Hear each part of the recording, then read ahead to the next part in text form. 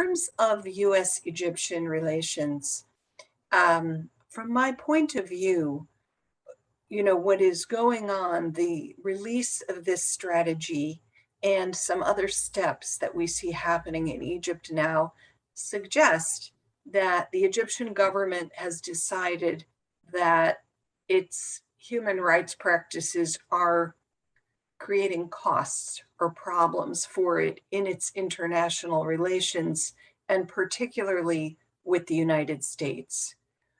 We all know, of course, that the Biden administration has adopted a different point of view towards human rights as part of US foreign policy from the Trump administration, that there is much more of a focus on this in US foreign policy generally, and that includes toward Egypt.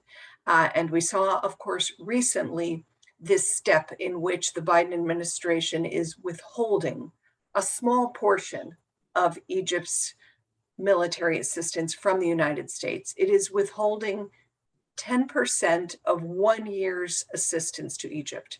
And that is a total of $130 million that is being withheld from Egypt on some human rights conditions. And we don't know exactly what those conditions are. We can talk about this, but the Biden administration has chosen not to make them public and even will not discuss them privately, what these conditions are. But they clearly are known to the Egyptian government, and at least there has been some speculation in the media that the conditions are related to the dropping of case 173 against Egyptian human rights defenders and the release of some political prisoners in Egypt.